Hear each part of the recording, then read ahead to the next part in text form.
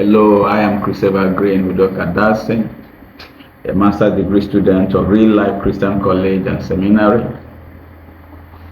offering the course Ecumenical Studies and Theology.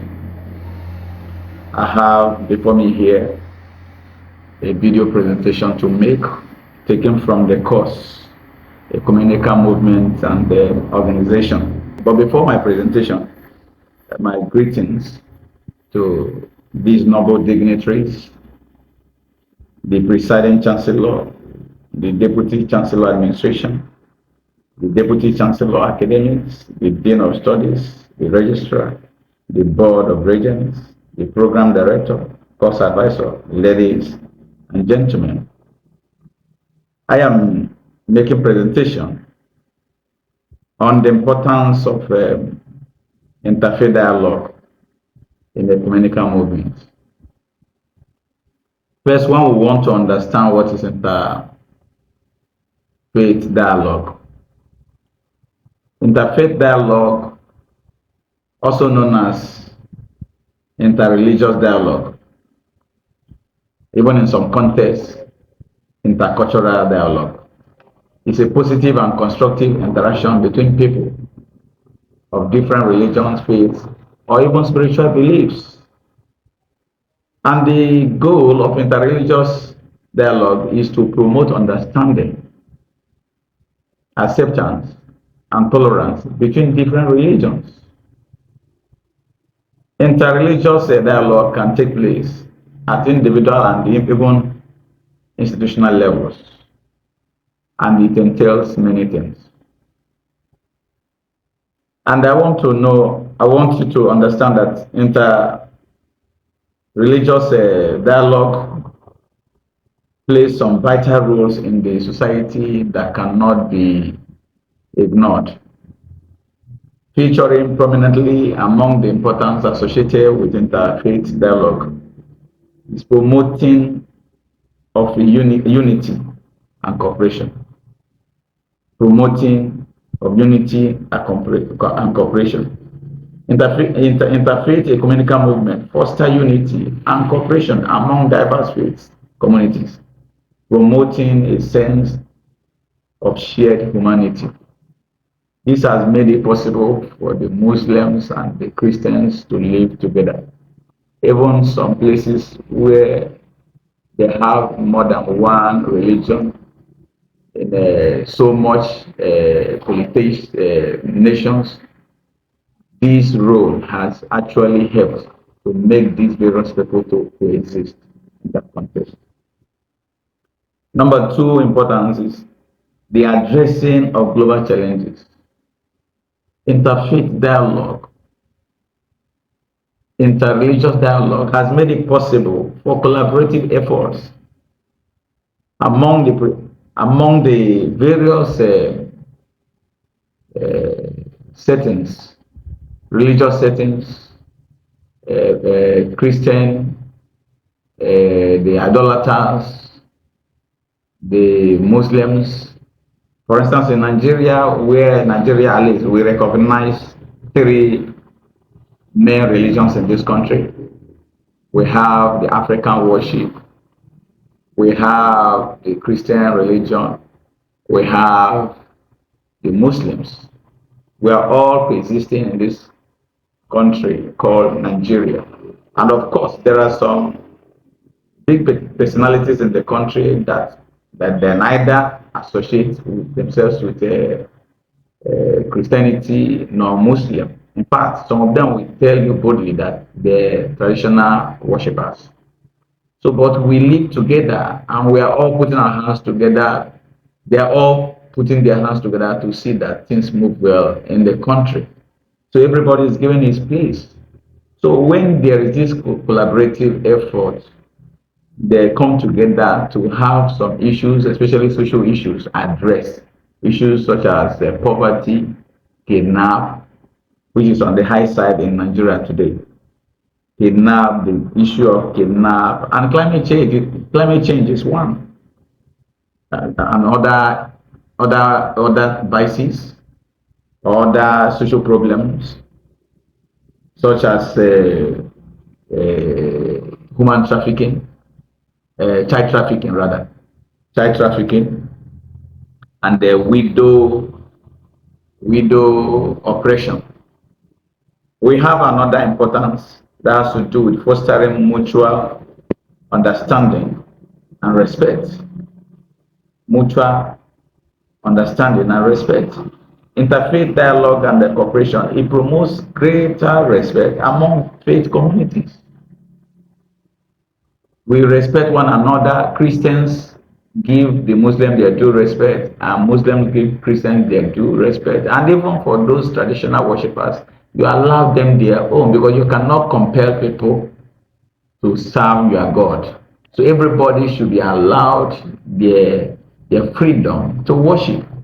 So when there is this dialogue as pursued by the various ecumenical movements, one of the things that is attained it happens to be the fostering of mutual understanding and respect, which is very, very vital. And this makes for empathy. It makes for empathy in the society. Another very important role played by interfaith ecumenical movements is the encouragement of peaceful conflict resolution. It makes room for peaceful conflict resolution.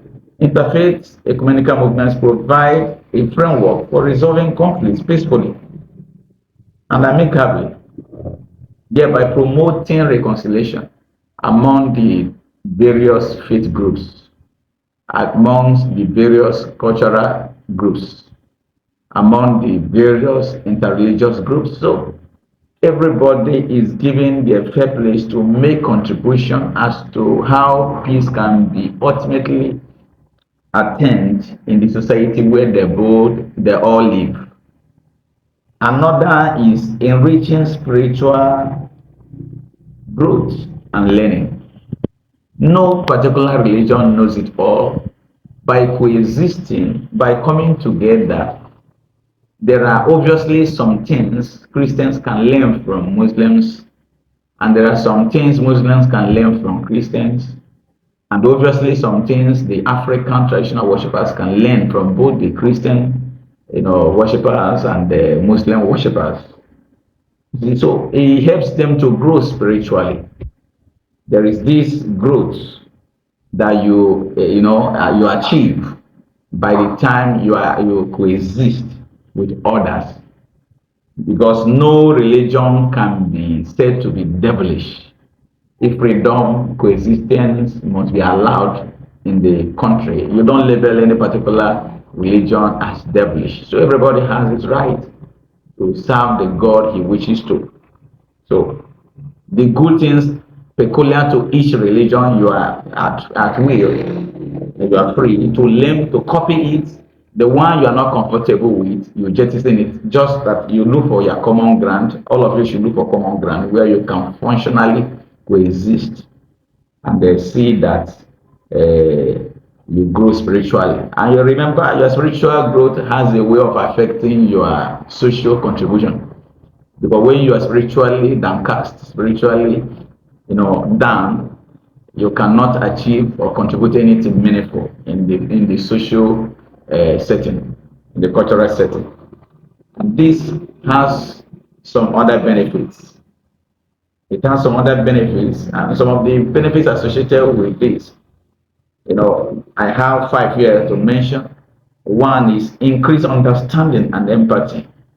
Interfaith ecumenical movements promote greater understanding and empathy among various communities. When anything happens to any person from the Muslim extraction, Christians shouldn't waste time before showing love, extending hands of condolence to them. God forbid nothing will befall them. The same with Christians. Should anything happen to any Christian, Muslims shouldn't also waste time before showing love, extending hands of condolence. Where these tribes, you don't jubilate over anybody's what do I call it? Unfortunate experience. Maybe somebody being involved in what is not good, what is not good for the ear to hear. You don't celebrate it. You just sympathize with them. So there should be the fellow feeling, irrespective of the Christian setting where you belong. Another one is improved community relations. It makes for collaborative efforts which can improve relations between diverse communities and promote social inclusion. Everybody should be included. Where there is this movement, this ecumenical movement, whether you are from your religion is that country where you live or the society where you live is 70% Muslim, 30%, 20% Christian, 10% traditional worshippers. No, there should be fairness. Even the people who are from the 10%, among the traditional worshippers, they should be given their place. There should not be room to say, okay, we have majority, so the voices of the people from the 10%, that is, I'm just creating a scenario, the 10% who happen to be traditional worshippers, okay, we can't listen to them. No, they should be given ears. They should be listened to. So it makes for improved community relations where everybody is fairly carried along. Everybody is fairly carried along. And number three, enhance spiritual growth. Enhance spiritual growth.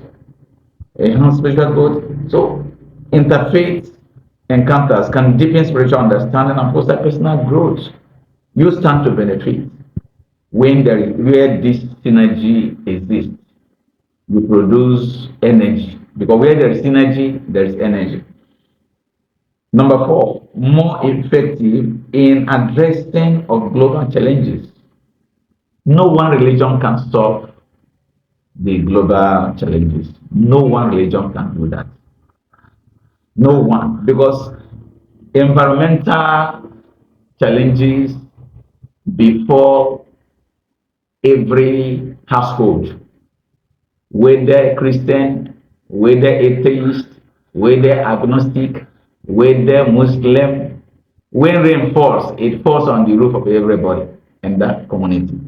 So when they're resolving crisis, climatic challenges, meteorological challenges, whether tornado, earthquake, name it, there should be concerted efforts by these various faith groups to solve the problem where it can naturally be handled, where the power to solve the problem is within their powers, except where it's beyond human, then it will be left for God. And with their collaborative efforts, prayer can be said to avert it if it has a spiritual dimension. So prayer can also be said. Muslim, you pray. So there can be ecumenical prayers where they jointly pray to see that all these things are solved and the normalcy is returned to the society. Then number five, it promotes peace and reconciliation. Interfaith ecumenical movements can promote peace and reconciliation in conflict-ridden areas. All these and many more, when done, we guarantee a safe place for people of different faith extractions. Shalom.